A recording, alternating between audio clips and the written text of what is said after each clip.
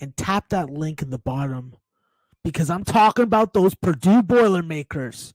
Matt Painter's team has got size, experience, and they're out for silverware. Watch out for that Purdue team. They're going to make you money. They're going to make you proud. And they're going to, most importantly, get you out of the cornfields. Hello. Welcome to a new season of college basketball. I am just double checking to make sure that my audio is working. And I will do one right now. It is, so that is good. Listen, we have a huge slate, huge bunch of games tomorrow. It's going to be a gong show. You really have to pick your spots and just hit them and hammer them because if there's a day to trust your numbers, this is the day that you need to trust your numbers. You need to trust that what you've seen in exhibition season, from a scheme, from a defensive standpoint, from a learning the offense standpoint, is on cue.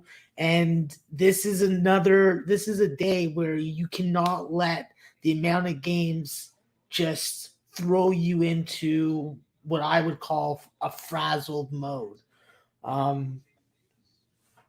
With my help, I think that I can help you avoid that.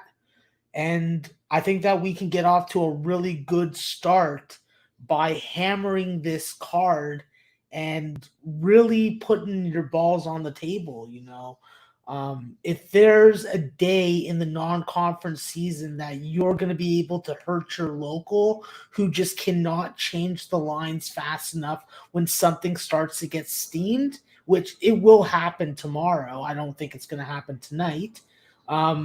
It's going to be wild. Now, the first game that I'm going to want to talk about is going to be VCU and Manhattan.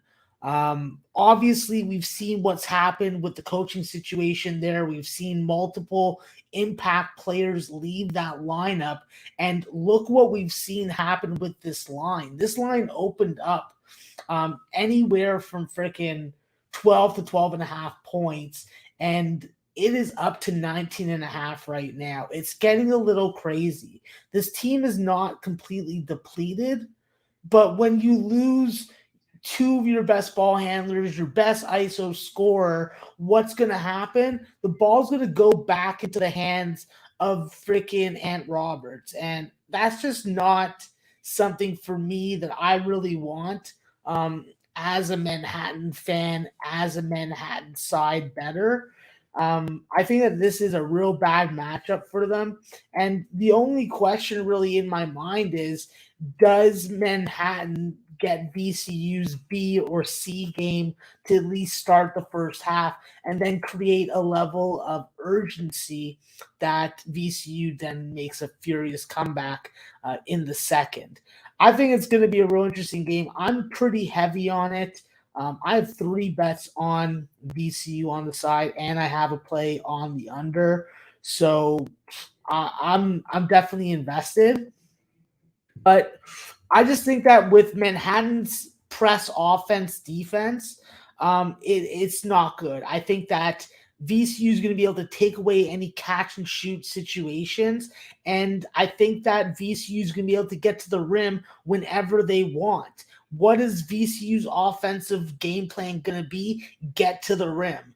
And I'm not saying that Manhattan's roster is depleted. Josh Roberts is still there.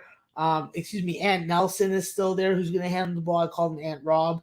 But I just think that this is a team that when you lose Jose Perez and Omar Silvero, it just is too much for the first game against a very press-happy VCU team. So I think that VCU is going to put them through the ringer. I really hope that it happens. So another game that will be starting early is the LaSalle-Villanova game. Now, I think that with LaSalle hiring Fran Dunphy, this is really going to change just the preparation level that you're going to get from this LaSalle team on a game-to-game basis. We know with the previous regime, Preparation before games was not really high on the Ashley Howard list of things to do. And another reason probably why he's not the coach of this team right now. I think that LaSalle, obviously, they lost some pretty nice players that made a big difference, especially Clifton Moore. But when you have a point guard that has that type of quality in Jameer Brickus, it does make up for it a little bit. I think that when we look at this LaSalle team, they're gonna have to really play a lot of high octane offense and really move on their defensive rotations. I think that what you're going to see is you're going to see a lot of guys getting played in situations. Now, I would hate to have to watch and bet on a game where Fran Dunphy is constantly making defensive substitutions for a defensive possession. But with this roster makeup, I would not be surprised to see something like that. So I think that LaSalle, with the way that this number is moved, I think that this number is trying to move in favor of what Villanova is missing. But if Villanova is hitting their shots and they're being able to lock down on defense, they're not going to have a problem covering 15 points. Like, for the players that are out, we're talking about 3 points or 3.5 points on the spread. That doesn't make sense to me. So if you're a Villanova backer, I don't know why you're not happy with that number and wanting that number to go down more. Patience is a virtue, I would say, because Villanova, what do? They hit their free throws. It's not like they had a whole roster exodus of like guys leaving the team. So I don't think that's a big deal for them. I think that with Villanova, it's about making shots. It's always about making shots. Can they get their shots in the bucket early on? And if they can, then they're going to be able to really give LaSalle a problem. Now, obviously, LaSalle is not a high octane offense. They're going to try and turn them into it. But the cupboard isn't bare. With Josh Nickelberry, Khalil Brantley, there's guys there that can play. And when you have a point guard like Brickus, who I compare to Posh Alexander, and then the Dramies, who will score, who will rebound, who will defend, it's not that bad of a lineup to go against this Villanova team. Now, can you close out on those jump shooters and can you alter those shots? That's really going to be the big test because when we look at Villanova, Caleb Daniels was a 17-point per game scorer as the number one option when he was at Tulane. People forget about that. But he is experienced in this number one role. And even though they are going to be missing the services of freaking Cam Whitmore, I still think that this is a team that can really cause some fucking problems if they're on point offensively. So if you're a Villanova backer, yes, obviously it's not the fucking slick back with the fucking horse jizz coach, Jay Wright. But Kyle Neptune, he's a decent coach. I respected him at Fordham last year. He's going to have to use that bench with Chris Arcidiacono, Trey Patterson. Obviously, he's going to have to get the best out of Eric Dixon, but don't discount what Brandon Slater can bring to this lineup if he plays tomorrow. So I'm interested to see what Villanova can do. I think that when you look at Villanova's number right now at 15, I think you're going to get a better number if you wait as long as possible. So I'll move on from there. Now, this is a game that I definitely want to talk about. Penn and Iona. That's an ESPN Plus game. I think that when we look at Iona, I got some major fucking questions when it comes to where this scoring is going to come from when it comes to the backcourt. Now, we've gotten used to some of these Iona teams having some very high octane guards. Like last year was not probably the best year for Iona guards, but it wasn't the worst year. I think that when you look at this Iona team, they have the best coach, and that makes a big difference for them.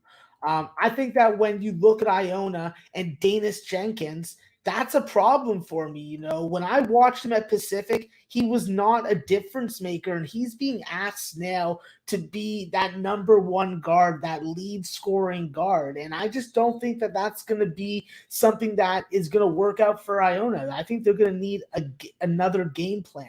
He's got to be a distributor, a guy who breaks down the defense, draws the double team, and opens up that drive and kick. When you have guys like Barrick Jean-Louis and Quinn Slazinski, you got a guy that in Slazinski that can really shoot it when he's confident to do so, but he definitely is going to need a lot of positive reinforcement to get that kind of shot selection and shot confidence out of him. Barrick Jean-Louis is the guy that has to step up. He's got to be a 15 to 17 point per game scorer. He's got to be a high volume usage guy, and he's got to be able to do what he's done on the defensive end.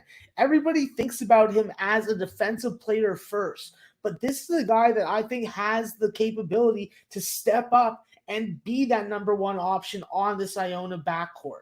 Now, with Nelly Jr. Joseph, he does a lot of good things well. He doesn't really deter shots at the rim, but he can rebound, and he's a big body. So obviously, with his scoring, that's undebatable. He's a good offensive weapon. Iona's going to be fine. Let's also keep in mind, when you're coached by Pitino in this conference and in this year with how many players graduated or transferred out of their freaking competition, it's impossible not to see value in Iona to win the conference altogether. So in this game against Penn, the big thing that you have to figure out is Jordan Dingle playing or not. By the way that the line is moving, when it opened up at 6.5 and it's up to 8.5 now, that would indicate to me that he's not going to play. Now, I always worry about Iona when it comes to free throw shooting.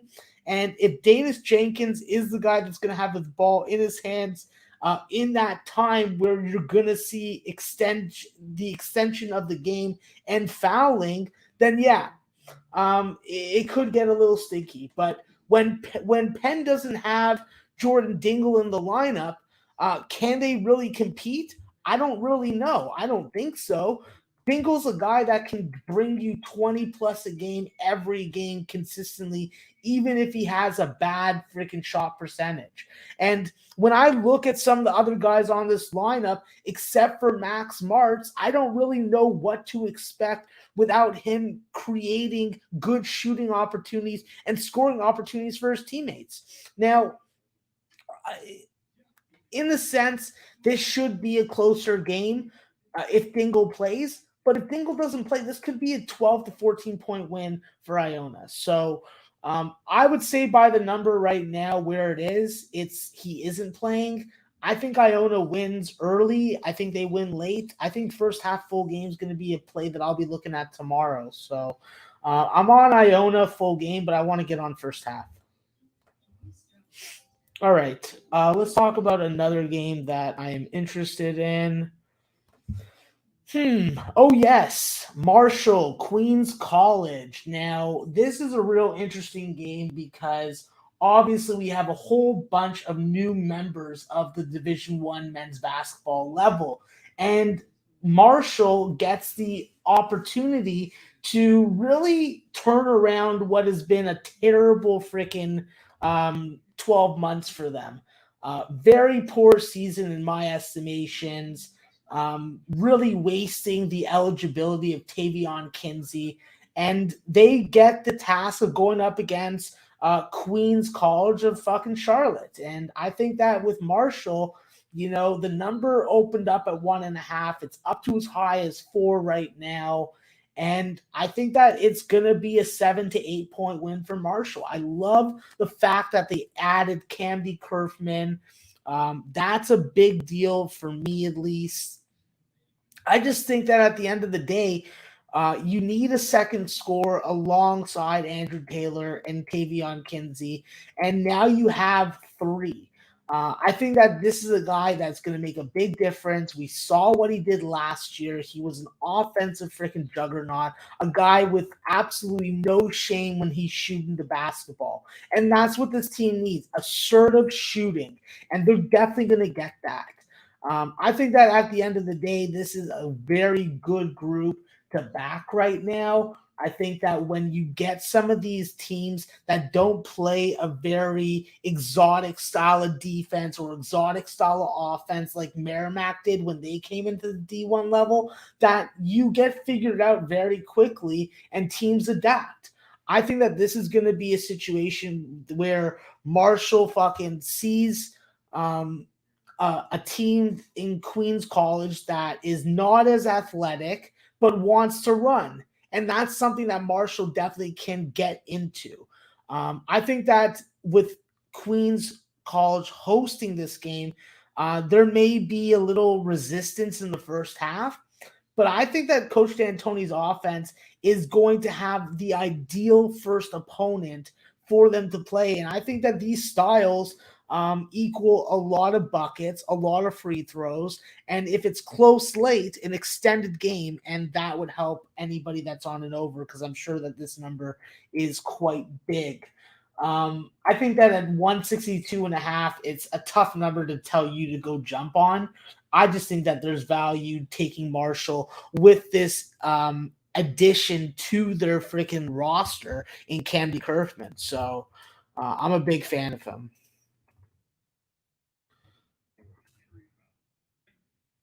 All right. Sorry about that. Um, yeah. One of the big things I think you have to get out of this Marshall team is definitely Tavion Kinsey being able to shoot threes. That's something that really he struggled to do, I would say, I guess, his entire career. It would be nice if he was able to lock that down because defenses have figured him out. Obviously they had that exhibition game. It wasn't a big fucking challenge or anything like that. Um, and I'm just not seeing the development that I thought that I would. Now, for Marshall to consistently keep the offensive going and make that shit happen, that works for me. But I don't know. I just think that you can get a lot more out of them. So at the end of the day, I think that Marshall's going to walk Queens College into a very rude awakening and welcome to D1. I think that they smash them. So um, let these guys fucking prove us wrong, and I'll eat some crow on it. But I just think that with Camden Kerfman and Tavion Kinsey and Andrew Taylor, that's a three-headed monster that Marshall and Coach D'Antoni can best utilize. So, all right, I'll stop rambling now on that one. Okay, let's move it on to. Sorry about this. Let me just get back to my screen. Watching some replay of Delaware State and South Carolina State. FCS football is a gold mine if you know where to look. Let's talk about a big game. Now, this is a real interesting game to me because I'm a big fan of teams that beat up on this one team, and that is St. Mary's in the WCC. Now, St. Mary's is definitely a team in transition, I would say, this year, but don't be fooled. They are very competent, capable, and they fuck with their eyes open. Now, what is St. Mary's Randy Bennett's team going to do? They're going to take away the 3-point shot. And they're playing an opponent that does like to get that 3-point shot off. Now, when St. Mary's plays Oral Roberts, Oral Roberts is going to have to bring Max Asmus. Max Asmus is going to have a monster fucking game. And then he's going to have to get some nice supplemental scoring from freaking Kareem Thompson, Isaac McBride. And everybody's talking about Connor Vanover transferring from Arkansas to Oral Roberts. I do not see it really working out that well with this specific opponent. Now, the big miss, the big X that I have on Oral Roberts is not having Elijah Lafille. Now, he's obviously a Canadian, so I have a little bit of a soft spot for him. But without him in the lineup, without him on the glass, without him defensively, without him being able to guard multiple positions, it does take away a lot of the, I guess, like non-stat sheet showing stuff that makes a difference. Now, it's not completely bare because Oral Roberts did bring in Patrick Mwamba over the transfer portal season.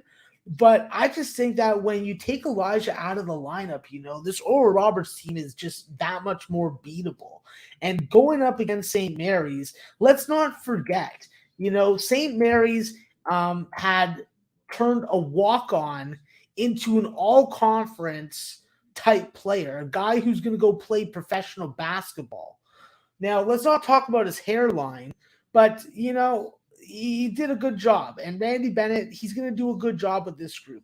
They're young, they're unproven, but I think that with Mitchell Saxon, I think that with Logan Johnson, Alex Dukas, and of course, fucking Augustus fucking Marcialanis, whatever the fuck his name is, the Lithuanian kid. That is going to be the big test. I think that when you play this system and you have someone that you can throw it down to the low post to, it just opens up this whole offense because they can spread you out, they can split you up, or they can just fucking throw a whole bunch of fucking cuts. I love this offense. I hate this team. But I do think that St. Mary's really gets off to a good start in a year where, Gonzaga could be gone soon. So St. Mary's is definitely a team and a program and a style that does not really fare well for Oral Roberts. And I think that when you look at this line and it being under 10, it makes sense. So for me, I think that going to the West Coast, playing in that little building, having those fans so close to you, Oral Roberts is taking money right now. The money is coming in on them. I just think that when that number stops, St. Mary's will fucking cover that number. So I could be wrong. I could be right. I just think that without Elijah Lafille, it's a big loss for Oral Roberts. If he somehow plays, I will fucking somehow live bet Oral Roberts. But right now, I think that St. Mary's can take away the three-point shot, which they do to bigger, better, and badder programs. And I think that they're going to fucking let America know that we're not down and dead, and we can still fuck with our eyes open. So I like St. Mary's tomorrow. It's a late game. I hope that I'm still alive and fucking not broke, but yeah, should be good. All right, let's talk about some more East Coast basketball because obviously I'm an East Coast bias type of guy. And Youngstown State versus Canisius. Now, this is a game where I instantly, one of my first 4 bets of the season was Youngstown State -1.5. -1. I do not feel good about it anymore. I was feeling very good about it before. I am not feeling very good about it now. Obviously, with Youngstown State, this is a group that Jared Calhoun has very good fucking coaching tactics and developmental skills. I like what they did on the fucking transfer portal. They brought in Brandon Rush from FDU. They brought in Malik Green from guess where, Canisius. They got Bryce McBride. I think Bryce came from Eastern Michigan. And they still have Dwayne Cohill, Shamar Baton Mays, my fellow Canadian, and Garrett Covington. So, this is a team that definitely looks good. They look fucking top 175 in the nation. I think that they have some fucking potential, but you got to win games like this. Canisius is a team that definitely can be very frustrating. When you're from the Buffalo area, it could be a little frustrating like that. But I just don't know about the back end of this team. I like what they have when we're talking about like your first 4, your top 3 in Jaco Fritz and Jordan Henderson, Xavier Long. But when you add Jameer Moultrie, who feels like he's been at like 7 schools, and then a bunch of guys that I just do not fucking know anything about, I get a little worried. So I'm a little worried. I'm on fucking Youngstown. I'm hoping that I don't have to worry at all. I just check the score or flick to my ESPN Plus, which I have now, and it's just absolutely fantastic. I did not know that the NCAA plays so much volleyball, field hockey, soccer, softball, and men's soccer. So, yes, it's always an adventure finding games, but it's a good one. 110 channels to go through with no guide of what's going on. Um, definitely liking Youngstown State at 3 or 3.5. I still would take it.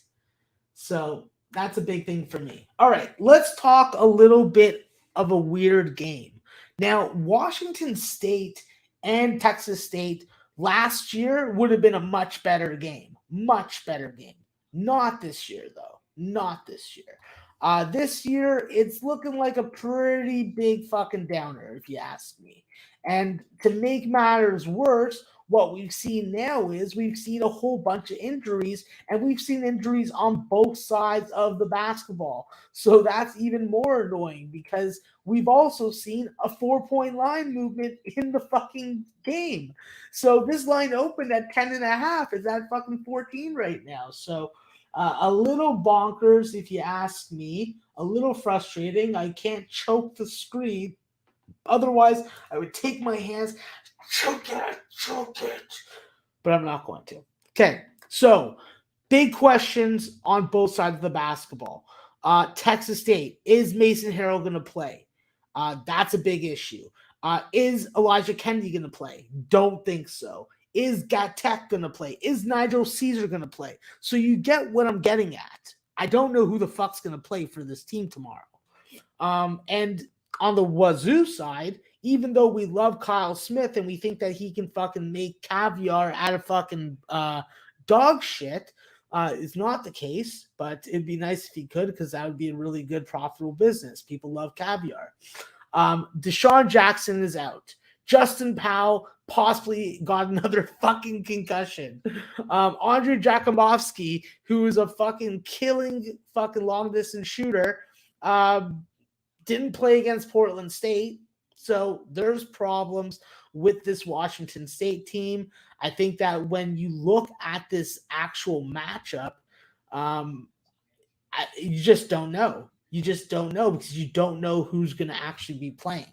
So Dustin Powell could be a difference maker for Washington State, and without having him in the lineup is just a cruel and unusual punishment. You still have freaking sophomore stand-up Mo Gay, TJ Bamba, Dennis Rodman's kid. So I just don't know where they get any freaking scoring. So that's the big problem there. I think that when you look at Texas State losing Shelby Adams, losing Caleb Asbury, those are big losses. And if you don't have Mason Harrell in the lineup, you're going up against a better Pac-12 competition. You're not going up against some D3 team. So as good as Tyrell Morgan and freaking Drew Dinnan played the other night, I just don't think that it's going to be enough. So we'll see what happens when the lineups come out, but this is a game where you got to be careful if you fucking betted it early. All right.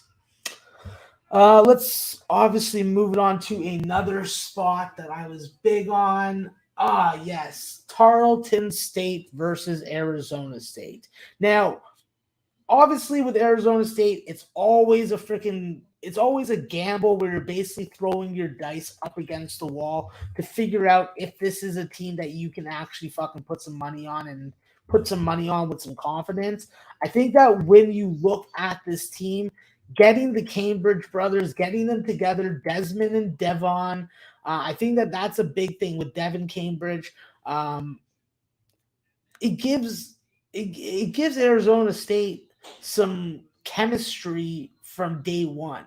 I think that was a big issue. DJ Horn wanted to take all the shots last year. Luther Muhammad battled injuries. Marcus Bagley battled injuries. Warren Washington at Nevada battled injuries. So I think that there's going to be a lot of minutes up for grabs. And I think that when you look at this Bobby Hurley team, you got to make sure that you're being able to exploit some of these freaking inconsistencies. On paper, they should be a freaking top freaking 50 team.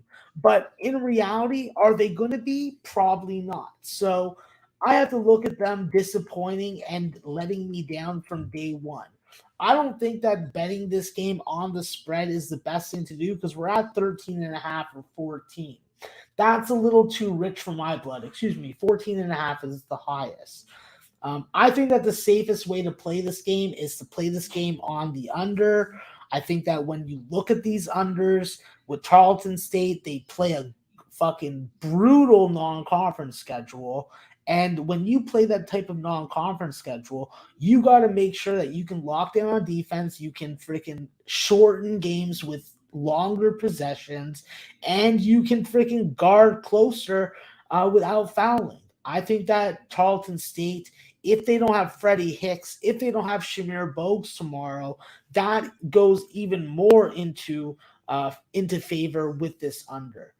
I think that when you look at Tarleton, they do not want to get into an up and down affair with this Arizona State team. Now, I'm not saying that they wouldn't do that with other teams, and we do know from last year they were a much better under team when they're playing in Stevensville than when they're playing on the road.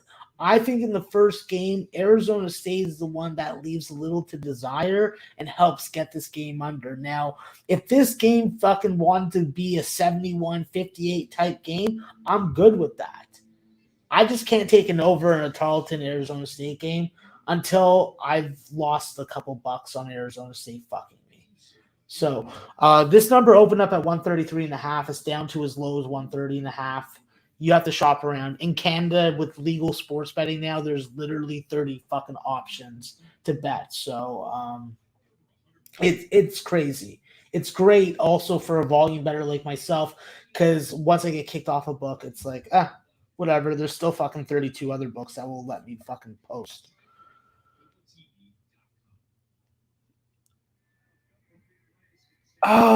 I 100% agree with you with that statement, Gambling God. I don't see a reason why Rio Grande Valley doesn't get smoked and fucked in the mouth and hot shots all over the place. With Kansas State, I watched this. I watched the first half of their most recent exhibition game quite closely. Obviously, there was the tear jerking moment where Keontae Johnson plays, and just to see him on the floor was awesome. But what impressed me the most was Naquan Tomlin. Seeing how aggressive he is, seeing how crazy he crashes the boards, David Nagesson, the way that he's able to freaking operate on the low post, even Iola was getting in on it. And now, if you can get that type of offensive production out of those three dudes, it's just going to be icing on the cake for Kansas State. I love Marquise Noel in the second year with this freaking step up. Now he's actually capable of playing the way that we saw him play at Arkansas Little Rock, because he's adapted to the speed, he's adapted to the size and strength of the Big 12. And if he can average 14 to 17 points a game in the Big 12 at 5'8", that's a huge that's a huge bullet right there that they can shoot out of the gun. Now, let's not forget, Kansas State is now coached by Jerome Tang, who used to coach at Baylor. I expect offense. I expect good fucking scoring. I expect middle defense, and I expect this team to run and play entertaining basketball. So there's absolutely no reason why Kansas State shouldn't fucking blow the fuck out of UT Rio Grande Valley and beat them by 30. Now, for UT Rio Grande Valley, obviously they were in a fucking haze last year. There were so many issues when it came to injuries, having enough players to actually play games. That will not be an issue tomorrow. Justin Johnson is the heart and soul of that team. He makes or breaks them, and without him in the lineup, this spread would be 35 points. So he just makes such a big difference to the spread for UT Rio Grande Valley. I just think that he would have to have a 50-point game to fucking not have Kansas State cover this. I think that Kansas State goes hard from the first half. Maybe they take their foot off in the second half a little. Hopefully by then it won't be an issue at all. But I'm on Kansas State. I like the over. I think that we get into the 150s, and just hoping that Rio Grande Valley can fucking contribute some scoring. I do like the fact that Matt Figger is at the helm of this team. It does bode well for the future. It just doesn't bode well for tomorrow. Absolutely, absolutely. Chicken fingers for all the strippers. That's what they should be eating. They'll dance better, and they would probably make less guys come in their pants, which is always fucking key. Club Pro, baby, Club Pro. Best strip club out there. All right, let's talk about a game that is definitely very interesting because of who's going to be available, who's not. And that is going to be Pitt versus UT Martin. Now, Jeff Capel has one of the most dominant big men in the ACC that does not get the fucking talk because he's pretty unshapely, like a potato. And, he just doesn't do anything fancy, but he does everything well and he does everything efficiently. That's John Hugley. Now, I don't think John Hugley is playing tomorrow. And I don't think that Jamarius Burton is playing tomorrow. So that is going to put that much more pressure on guys like Blake Hinson, on Nelly Cummings, on Nike Sabandi, on Greg Elliott, just to name a few. This team lost a lot of fucking key talent that would have made this Pittsburgh roster definitely a competitor in the ACC for the first time. That's not going to be the case. I don't think that they're a team that I can trust in the non-conference to beat teams by how many points they should. They, on paper, should win this game by 11 points or more. I just can't do it. I'm all about UT Martin in this spot. I like UT Martin. I like them because they added a guy that used to play for their team. Obviously, we know about Coach Stewart passing away. His son played for this team. He was a fucking beast scorer on this team, nailing threes, and played a year at Indiana after his dad passed away, but now he's back. Ryan Ritter re-recruited him. And I think that Parker Stewart and KJ Simon are going to be the premier 1-2 combo in the Ohio Valley Conference. So I think that UT Martin has all the fucking tools and tools in the shed to fucking get it done. Let's not forget, what did they go out and add on the transfer market? Jordan Sears, Desmond Williams. Who do they have coming back from injury? Josh Endicott. Okay, now you're talking about a front court that's Chris Nix, KK Curry, and Josh Endicott. That is a solid rebounding, defending front court to throw up against this Pittsburgh team without John Hugley. It just screams to me UT Martin all day. So there's gonna be two upsets. I just think that this is one of the candidates for him. I think there's gonna be two big power conference upsets. I don't know who they're going to be. George is always a candidate. Now Mike White's coaching that team, so I don't trust those fuckers more than I can throw them. So we'll see what happens. It's going to be a real interesting game with Pittsburgh and UT Martin. And with Parker Stewart now having a year of experience leading Indiana in three-point shooting in the year, I think that he looks at some of these other Ohio Valley competitors and says, well, fuck, you guys can't guard me. I'm going to fucking go for 35 in this game. So if you're a Prize Picks person, you can get some money on Parker Stewart. I would be looking towards him in the future and later down the line in the season. Okay, let's talk about a game that let's talk about this one. Hofstra Princeton. Now, I'm a big Aaron Estrada fan. I think that Aaron Estrada is a very solid number one player. I think that he's done really well in the Speedy Claxton system, and I think that he's going to continue to do so going into this year. I think that with Hofstra, this is a team that really does have,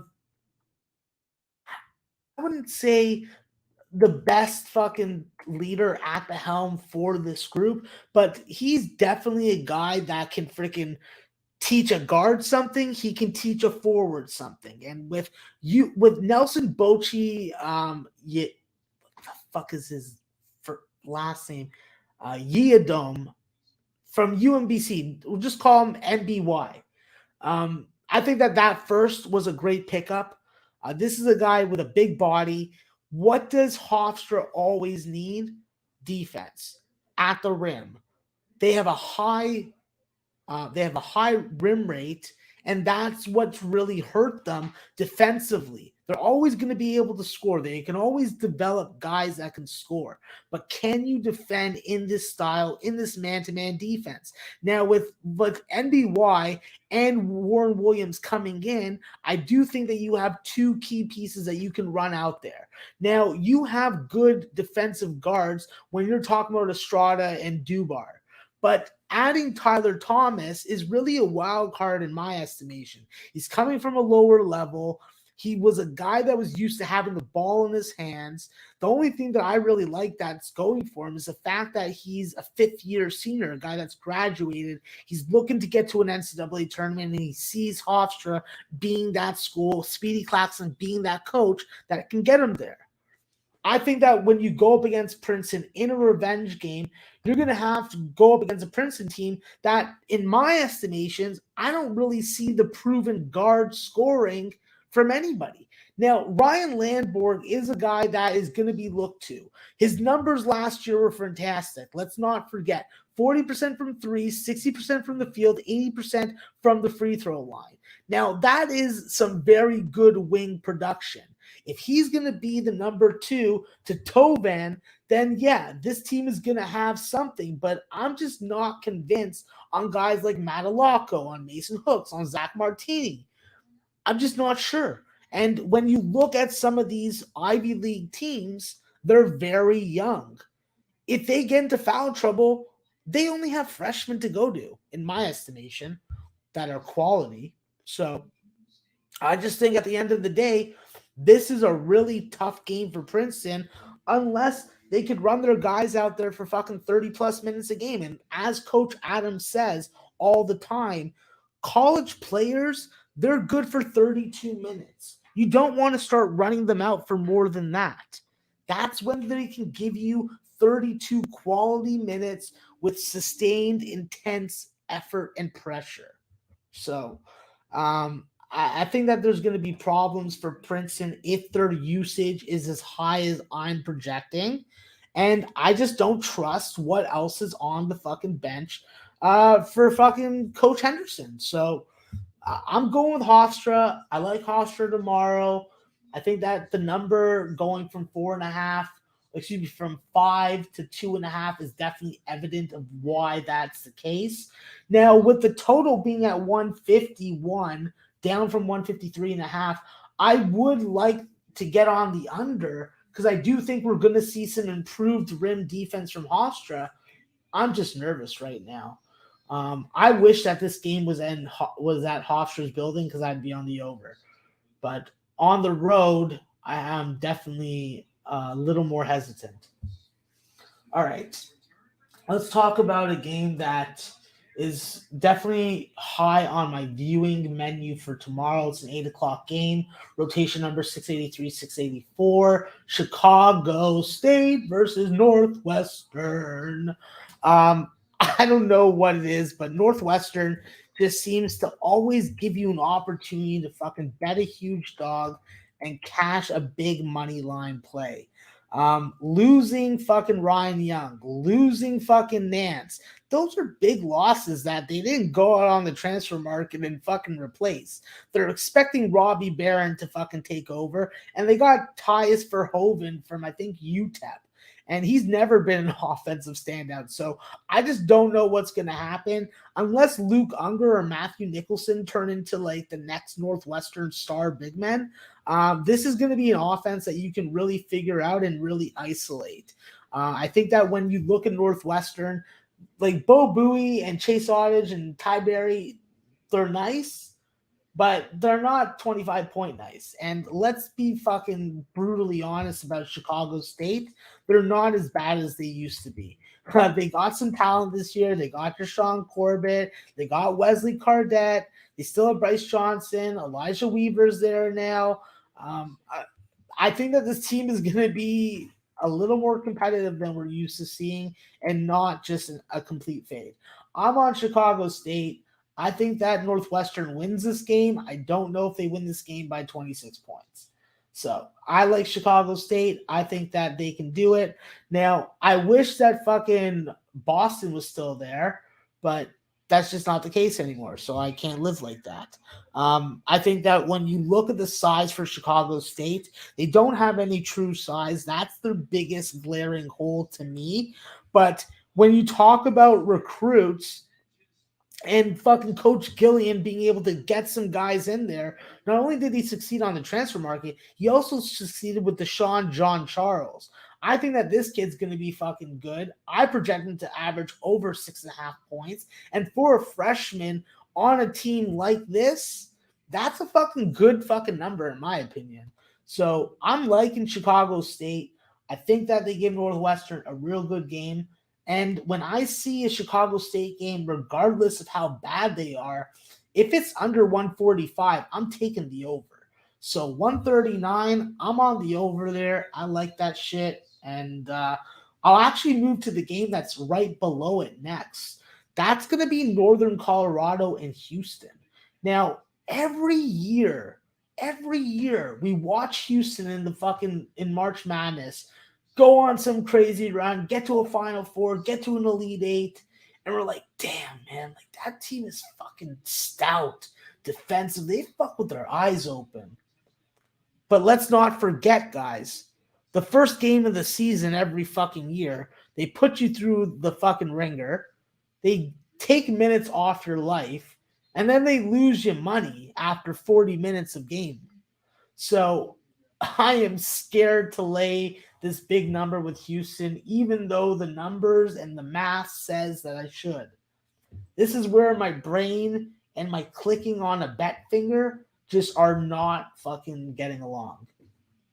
I think that with Houston, there definitely is a lot of optimism for how good this team can be. When you bring back Tremont Mark and Marcus Sasser, who were out injured last year, that's like fucking getting 2 stars off the transfer portal right there. Now, let's not talk about the fact that you have to replace some of your front court players, but when you get Terrence Arsenault, when you get Jawan Roberts, when you get freaking Javier Francis, these guys are really good rebounding forwards. Now, you still have one of your old stalwarts in Reggie Chaney. Reggie Chaney's still there. He's not going to give you points, but he's going to fucking be on the floor. He's going to defend. He's going to rebound on both ends.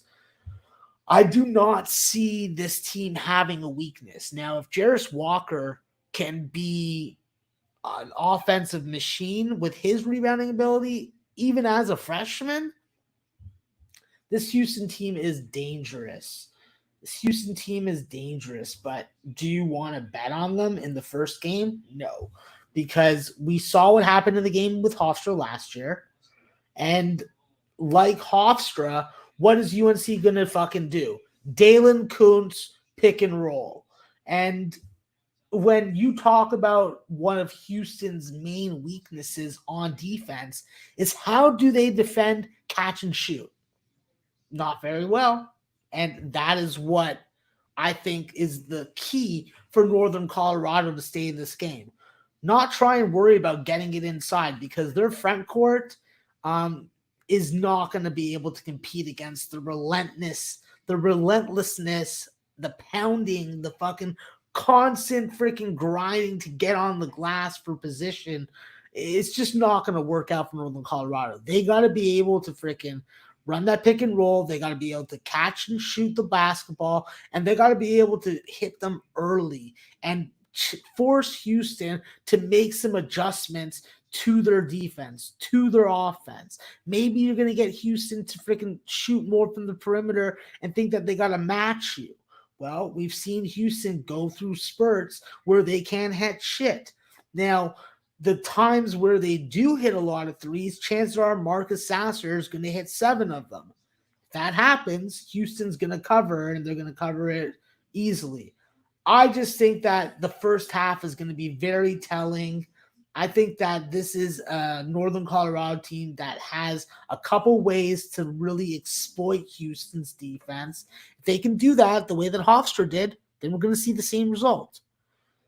When we get into conference play, there's not going to be a team in the American that can do that to Houston. This is the prime time to pull one over their freaking eyes. So there's a part of me that really wants a piece of that Northern Colorado side. I'll tell you that. So 23.5, 24, I'm sure it's going to go up by the morning. You got to be patient on that number. All right, let's talk about another new addition to Division One. That's Southern Indiana and Missouri. Obviously, with Southern Indiana, there is really not a lot that we can really go on about what we're going to get from them. I think that the biggest thing for them is just being able to freaking compete, being able to freaking not get blown out every single road game. I think that will be really good for them. But I'm just not sure what we're going to get. But what I do know is that they're playing a team in Missouri that is well coached, that brought in a ton of transfers that he's going to have to work in. And I think that he's going to be successful doing so. So I look for this group to really have some freaking potential. And I'm hoping that we fucking see it really soon. So, let's talk first about a little Southern Indiana. So Southern Indiana is coached by Stan Gouard. First, I thought that his name was named after a cheese. Then I looked it up and I realized it wasn't a name after a cheese. And then I was like, okay, what does this guy have? Well, the only guys that I knew were Indiana State transfer Nick Hittle, who I thought was going to be good but wasn't, Trevor Lakes, and fucking Jelani Simmons. I don't think that group, that trio right there is going to freaking win you any Ohio Valley Conference titles. And I don't think that it's going to help you stay in a game against Missouri tomorrow. So I like Missouri as a 20-point favorite. I like a lot of big favorites tomorrow. If you like favorites, this is the time to bet favorites during conference season when you have all these bye games. I think that Dennis Gates has a loaded fucking team in Missouri. I think that he has options galore, whether it be his Cleveland State guys like fucking Demoy Hodge and Trey Gomillion. He poached fucking DeAndre Golston from Milwaukee. He has Noah Carter from Northern Iowa, who could be a big player. He has Isaiah Mosley, who's the best scorer from Missouri State, one of the top scorers in the nation. Nick Honor, you get what I mean. There is just player after player, accolade after accolade. And against a non-SEC opponent and against a team playing their first men's basketball Division I game, I don't see why it's not a good gamble to bet on this Missouri team at this number. So for conversation purposes, I had Missouri as a 27.5-point favorite. So at 19.5, I got value. So it's worth it to me. All right. Now, let's talk about Stony Brook in Florida, because this is a really weird game to me. I think that with Stony Brook, my biggest concern is, like, what's their motivation? Last year, they really just quit. There's no other way of really describing it. They quit. It was good because we were able to make money on that shit, and now they're in a new conference. So for Stony Brook, there's a lot of fucking, I don't know, there's a lot of weirdness going on. Geno Ford is still there. There's still some guys that have remained. They did get Aaron Clark from Sacred Heart, but that's really the only impact transfer I think that they have. I think that they're going to put a lot on the shoulders of Frankie Pacelli and Tyler Stevenson Moore. And I just don't know what else they're going to get. Like maybe Keenan Sarban can do something for you, but I'm just not sure. I think that this is a bad fucking game for them to start the season. And I think that with this coaching staff that is in Florida now and Mike White being out of there, I think it's goddamn Christmas for Florida. I know that Florida definitely is in that second tier of SEC teams, but Todd Golden is a brilliant coach. What he's done, first off, the smartest move that a coach can make is poaching a player from St. Bonaventure. What did he do? He poached the point guard from St. Bonaventure, the guy that played fucking 90% of the minutes, the guy that fucking rarely missed a game, Kyle fucking Lofton. Smart guy right there. Obviously, he has his fucking number one big in Colin Castleton still there. That's a huge fucking thing. He got Trey Bonham, so he's a fucking little fucking scorer, create off the dribble, and he can drill it. And last but not least, Will Richard from Belmont. So I think that Todd Golden's done a great job getting some talent into this fucking swamp. They're going to eat some gator steaks, and they're going to fuck Stony Brook in the mouth. I don't see this game being close. The only way that this game stays close is if Mike White decides to come back and coach the Florida Gators. That's not going to happen. So I like Florida to fuck with their eyes open. I think that this is a game that they can really thump a team, get off to a good start. They need it badly, and I think that that's the game for them to do it in. So, liking that a lot. All right. This is a game that just is really ugly to me, but if I know anything that I learned from a guy that bets unders and is the master of them, I have to look at UC Davis in California and look at that 128 total and take the under. Like, I just don't see any other way about it. Does anybody else? Because if you do, please tell me. Cal is a fucking last place Pac-12 team. That's where they're destined to finish. Mark Fox is a joke. Look at the point guard situation. It's fucking terrible. DeJuan Clayton or Devin Askew is going to be asked to fucking run this offense and run this team. Joel Brown, my fellow Torontonian, I love him, but I just feel bad that he's stuck in this situation. I don't see Cal really having any kind of high-octane scorer. I don't see them having a game changer. I don't see them having a guy that can really exploit some of these lower quality opponents that they're going to play. Now, UC Davis is no fucking shining rose by any stretch. UC Davis lost Ezra Mansion, but they're still a fucking team that is better than half of their conference. So I think that with UC Davis, my biggest thing is, what is Jim Les going to get out of Elijah Pepper? Elijah Pepper can be the star of this team right now, and he's got to be a big-time scorer. If he's not, then UC Davis is shot. I think that there's major question marks where you're going to get offense all over this fucking team. I think that defensively, Robbie Beasley couldn't cover a fucking goddamn Xerox machine, all right? A goddamn Xerox machine. A Xerox machine can fucking get around Robbie Beasley and score a bucket. Doesn't even have arms. Doesn't even have a brain, okay? God, Robbie Beasley. Worst defender ever. I think that UC Davis and Cal are just destined to play a game that's under 128.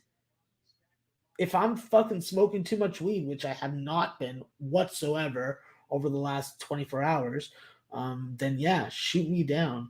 So I have that number at 124.5. So 3.5 points of value works for me. I hope it works for you too. All right. Well, I think that I'm going to freaking wrap it up in a couple minutes just because I have been on for an hour and tomorrow is another day where I can do another hour stream. Um, I agree. Yeah, Benny, I like that. I like that. I like when someone agrees with me. Gambling God, I will tell you, I am on Evansville tomorrow. I think that Miami, Ohio is just overvalued. I think that Evansville is bad. I just don't think that they're going to be as bad as they were last year. Big thing for me with Evansville. Um, Obviously, we know that they're destined to finish last also in their conference, but with Marvin Coleman coming into the lineup, with Blake Beauchamp going to be the number one option, Kenny Strawbridge, Antoine Smith, Preston Phillips, like that's not a bad inside the perimeter scoring offense. I see some potential. We've seen Antoine Smith have some really good games.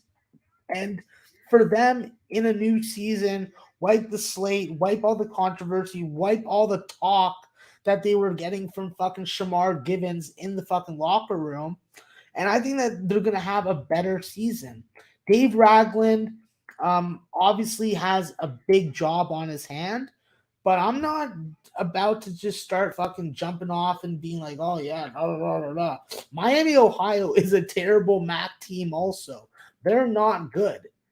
And 8 points, even at home in the home opener, is just not good enough for me. No offense whatsoever to Morgan Safford and Julian Lewis, but no. Makai Larry cannot do it on his own. And those guys, in my opinion, they're not consistent enough. They may fuck me tomorrow, but I think that if you play this side and this number 100 times, you're going to come out 60% winner. So at that number, I'm all about Evansville. I tried to be patient and see if the number would go to 9, but I lost patience and didn't want to stare at the number anymore. So I just bet the 8. So I agree with you there. All right. Let me look at one last game, and then I will shut this down. And this is probably a shitty thing for me to do, but I'm betting against Houston Christian tomorrow. Now, obviously, we know what happened with Houston Christian, with the passing of their star player. I think that it's something that's going to fucking hold over on this team. I think it's going to affect them tomorrow. I think that with Houston Christian, they're not a team that's depleted with offense. They did get Max Klenzacek, from Maine. He's a 3-point shooter, was really good to me last year. They did bring back Sam Hoffman, so he's a really good 3-point shooter. Definitely could eat a cheeseburger, that's for sure. But I just think that Houston Christian is going to be in a funk to start the season. I think that they're Fade City. I think that 10 points is definitely a good number. I think they win the game by 15 points. I think that Houston Christian is going to have some troubles just functioning all year. Obviously, with Tevin Brewer leaving FIU, it's a big loss, but I love what they did on the transfer portal. They got Nick Guadarrama from New Hampshire. They got Austin Williams from freaking Hartford. I think you're going to get 30 points a game from those two guys. And alongside probably developing Denver Jones and a 7-footer on the freaking roster, 2 of them, Prescott and Pickney, that's not a bad fucking group to back at home, where we've seen this program do very well on that home court in Boca. I don't think that Jeremy Ballard wins a lot of games on the road, covers these types of numbers at the road, but I do think with the circumstances going on with Houston Christian and their program and the elevated quality from your number 1 and number 2 option for FIU, I think FIU wins. I think FIU wins big. So I like 10 points. I think FIU does it up. Now, the one last tidbit that I'll say, obviously, I did talk about it on my Twitter page. Obviously, no one else liked it except myself. Maybe Bertado. Maybe he's the only other one that liked it, but it's all good. I don't do Twitter posts for likes or anything like that. If I did, I would ask for them. I think that if Maine is with Maine playing Nebraska, one thing that was really good for me last year was Maine team total overs. Now, if we get a Maine team total that's at 55 or under, I'm gonna have to bet more than my average bet size on it. Like I'm gonna have to bet $200 or $300 on it. I just think that with this Maine team, with this new coach and Chris Markwood, I think that we're going to get a little better offense from them. And I do think that there are trends that will carry over from last year for the first 5 or 6 games that we can capitalize on. And I'm hoping that this is the one. All right. Thanks very much for tuning in. Hope you guys have a really good college basketball Monday. Season starting 3 days early, earliest we've ever seen it start. And I am grateful for that. I got really good at betting soccer, and I almost gave up college basketball altogether. But I didn't. I'm here. I'm not, you know what, and I'm ready to fuck my eyes open. So let's eat those chicken tenders. Let's buy them from Popeyes. I will say this. I did have the mighty bucket for one from KFC, and it was pretty good. But don't tell anybody at Popeyes that. Let's get those winners. Let's fuck with our eyes open, and let's make our bookies cry. Because, Gus, I'm coming for you and everything.